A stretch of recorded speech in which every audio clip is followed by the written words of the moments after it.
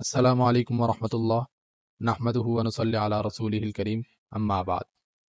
আমি মুফতি মোহাম্মদ বাইজিদ আপনাদের সামনে নতুন আরেকটি প্রশ্ন নিয়ে উপস্থিত হয়েছি। তো প্রথমে আমরা প্রশ্নটি শুনব। একজন প্রশ্ন করেছেন, তালাকপ্রাপ্ত মহিলা কতদিন পর অন্যত্রে বিয়ে বসতে পারবে?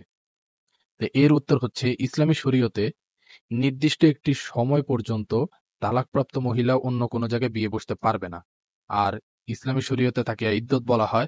আর ইদ্যতের সম্পর্ক হচ্ছে পিরিয়ড কিংবা ঋতুস্রাব অথবা হচ্ছে হায়েজ এর সাথে। তাই যে সকল মহিলার পিরিয়ড হয়, তালাকের পর ৩ পিরিয়ড সম্পূর্ণ হওয়ার আগ পর্যন্ত সে অন্য কোনো জায়গায় বিয়ে বসতে পারবে না। আর ইসলামের বিধান হচ্ছে মহিলা পবিত্র থাকা অবস্থায় তাকে তালাক দেওয়া। তাই তাকে যদি পবিত্র থাকা অবস্থায় তালাক দেওয়া হয়, তাহলে এর পরবর্তী আসা ৩ পিরিয়ড পর্যন্ত সে অন্য কোনো জায়গায় বিয়ে বসবে না।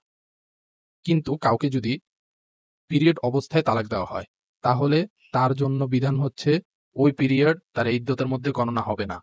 অর্থাৎ যে পিরিয়ডে তাকে তালাক দেওয়া হয়েছে তা বাদ পড়বে। এর পরবর্তীতে সে যখন পবিত্র হবে, এর পরে গিয়ে আবার যখন তার পিরিয়ড হবে তখন থেকে তার ইদ্যত গণনা শুরু হবে। তখন থেকে ৩ পিরিয়ড তার পূর্ণ করা লাগবে। কিন্তু যে সকল মহিলার বার্ধক্য, বয়স কিংবা রোগের কারণে পিরিয়ড হয় না, তাদের জন্য ইদ্যতের সময়সীমা হচ্ছে ৩ মাস।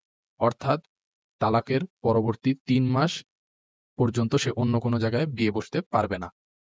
এবং এই সময়টি চাঁদের উপর ভিত্তি করে গণনা করা হবে। আশা করি উত্তরটি আপনারা বুঝতে পেরেছেন। আসসালামু আলাইকুম ওয়া রাহমাতুল্লাহি ওয়া বারাকাতুহু। আপনাদের যদি কোনো প্রশ্ন কিংবা মাসআলা জানার থাকে, তাহলে কমেন্টে জানাতে পারেন। ইনশাআল্লাহ উত্তর দেওয়ার চেষ্টা করব।